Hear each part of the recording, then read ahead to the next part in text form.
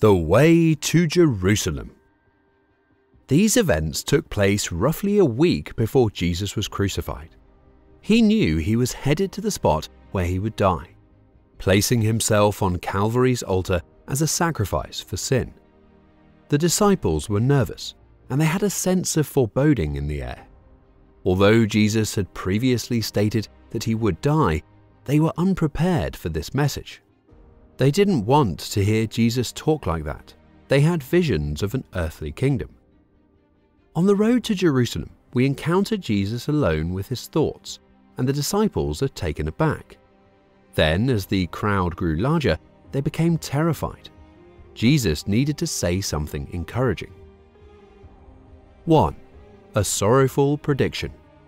Mark 10, 32-34, New King James Version. Jesus a third time predicts his death and resurrection.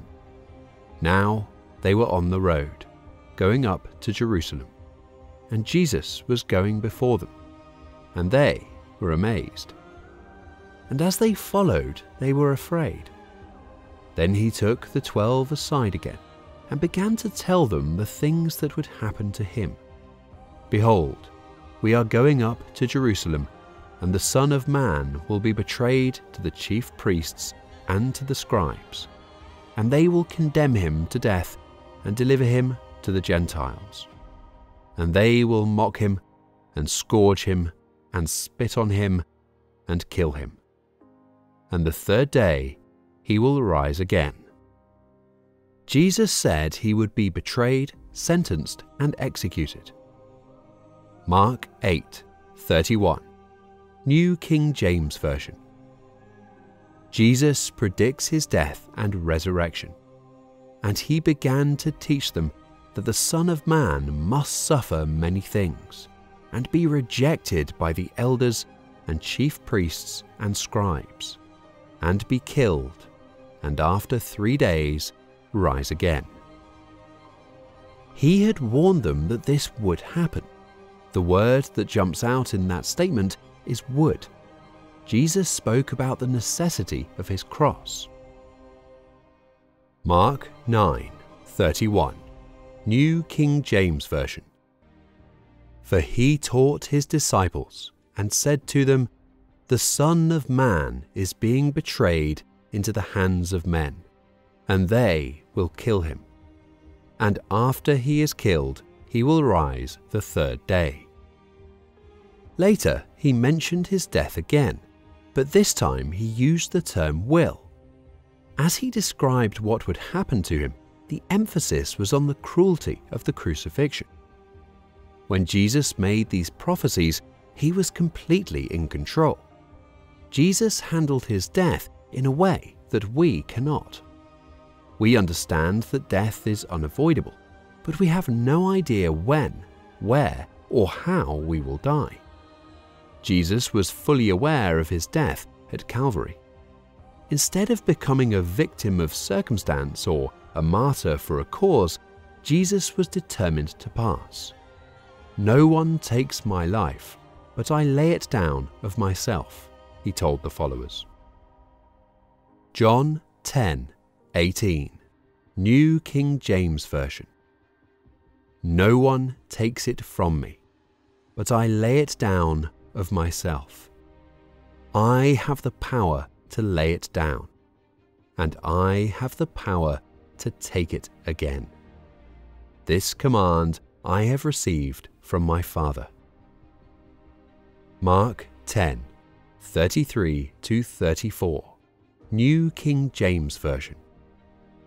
Behold, we are going up to Jerusalem, and the Son of Man will be betrayed to the chief priests and to the scribes, and they will condemn him to death and deliver him to the Gentiles. And they will mock him and scourge him and spit on him and kill him. And the third day he will rise again. Jesus also predicted that he would be betrayed to the chief priests and scribes, the religious authorities of the day, who would condemn him to death and deliver him to the Gentiles. They would insult, scourge, and spit on Jesus, he predicted. That's exactly what they did. At the end, Jesus foreshadowed his own resurrection. For some reason, this passed right over the disciples' minds. They never seemed to hear that Jesus would rise from the dead. The resurrection continues to astound everyone, including many Christians. Despite all of this, Jesus rose from the grave 3 days later. Jesus is as alive today as he was when he arose from the tomb. 2. A shameful ambition. Every time Jesus mentioned the cross, another spiritual defect in these disciples' life was revealed. But that's what the cross does. It reveals the human heart, showing us how self-centered we are. Mark 10, 35-36, New King James Version. Greatness is serving. Then James and John, the sons of Zebedee, came to him, saying, "Teacher, we want you to do for us whatever we ask." And he said to them, "What do you want me to do for you?" James and John approached Jesus and begged him to grant their desire. They put their mother up to it, according to Matthew. So Jesus inquired as to what they desired him to perform for them. Matthew 20, 20-21, New King James Version. Greatness is serving. Then the mother of Zebedee's sons came to him with her sons, kneeling down and asking something from him. And he said to her, "What do you wish?" She said to him, "Grant that these 2 sons of mine may sit, one on your right hand and the other on your left, in your kingdom." Mark 10:37, New King James Version. They said to him, "Grant us that we may sit, one on your right hand and the other on your left, in your glory."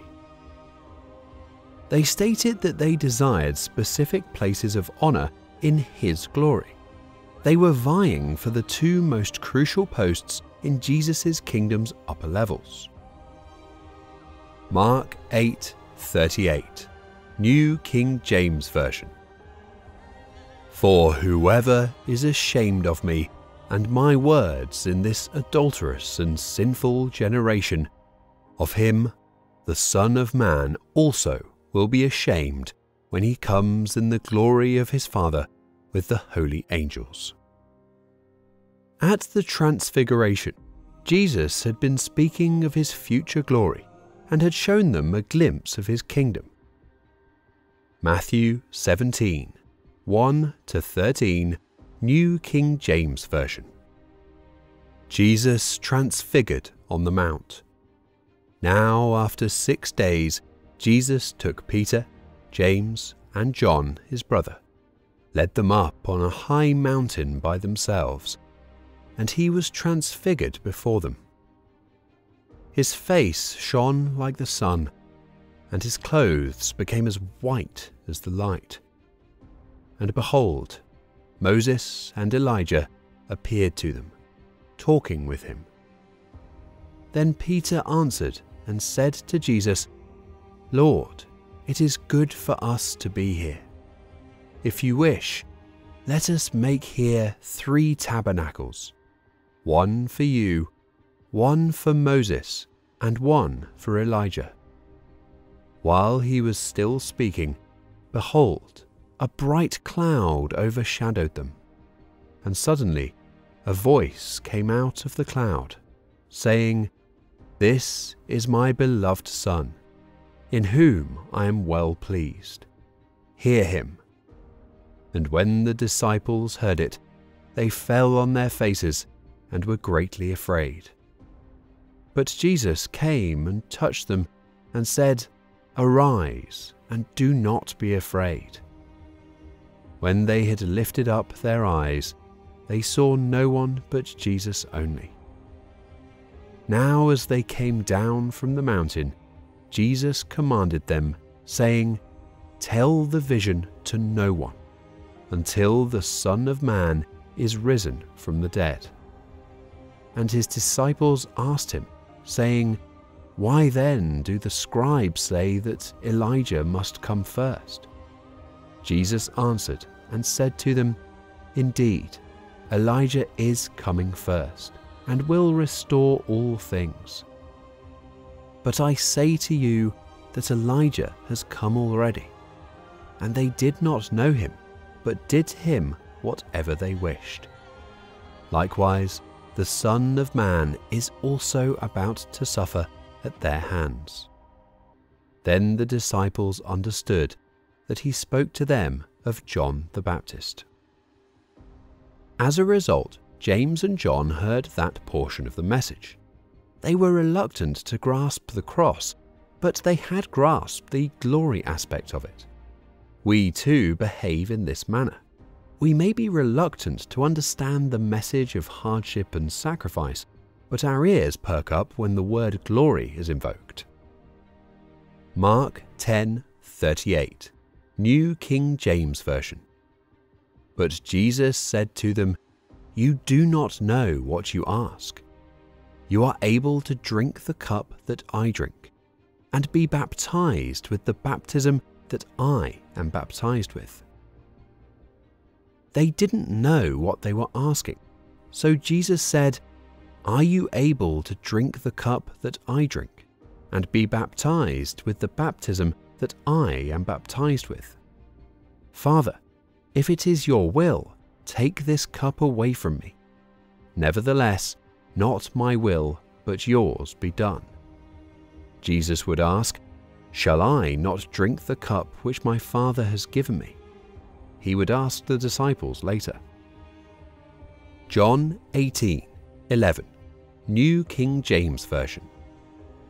So Jesus said to Peter, "Put your sword into the sheath. Shall I not drink the cup which my Father has given me?" That cup symbolized the agony Jesus would face at Calvary, and Jesus drank it all. And when Jesus asked them about baptism, he was essentially asking if they were ready to fully immerse themselves in his mission. Mark 10:39, New King James Version. They said to him, "We are able."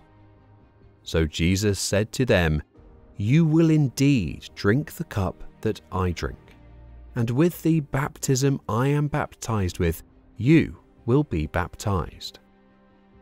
"We are capable," they replied. "Sure, Lord, we can handle it," he joked. "That's how we are." "Would you like to follow me?" Jesus inquires. "Yeah, Lord, I can do it," we say. "You will indeed," Jesus said as he gazed at them. "Did you know that the first martyr was James? He did, in fact, drink the cup. He put up with the pain, and John was imprisoned on the island of Patmos. But see how spiritually immature they were. The issue with James and John is also our issue. We are far more engaged in the glory aspect of the Christian faith than in the serving and suffering aspects. We desire the glory, but are unwilling to pay the price. The Bible demonstrates that the path to glory is always the path of pain. Mark 10:40-41, New King James Version. But to sit on my right hand and on my left is not mine to give, but it is for those for whom it is prepared. And when the 10 heard it, they began to be greatly displeased with James and John. The other disciples were extremely dissatisfied when they heard about the discussion. That is because they desired these positions. 3. A sacrificial redemption. Jesus was only about 1 week from the cross. His mind and heart were directed toward Jerusalem, and here these disciples were fussing about who would sit where in his glory. Mark 10:42-45, New King James Version, But Jesus called them to himself and said to them, "You know that those who are considered rulers over the Gentiles lord it over them, and their great ones exercise authority over them. Yet it shall not be so among you. But whoever desires to become great among you shall be your servant. And whoever of you desires to be first shall be slave of all. For even the Son of Man did not come to be served, but to serve, and to give his life a ransom for many." So Jesus gathered them and taught them about true greatness, contrasting his way with the ways of the world. The method of the world is to exercise authority. In other words, the more important you are in this world's system, the more others will serve you. It's all pomp and circumstance, authority, grandeur and magnificence, and who gets to seat where. The world's mindset is that the more you rise, the more you look down on those who come after you. But God's people should not behave in this manner. Jesus is our model. Those who want to be great, he says, should serve. In other words, the more you rise in the ranks, the more you serve. This text reveals three truths. For even the Son of Man did not come to be served, but to serve, and to give his life as a ransom for many. First and foremost, Jesus' arrival was voluntary, as he came to identify with us. Second, Jesus came to serve, not to be served. Everywhere Jesus went, he was always assisting others. Third, Jesus came to offer his life as a ransom for the sake of many. The term ransom refers to the payment of a price in exchange for release. Jesus stated that he had come to give his life as a ransom for many. What a lovely description of what Jesus did on the cross. He had to pay the price.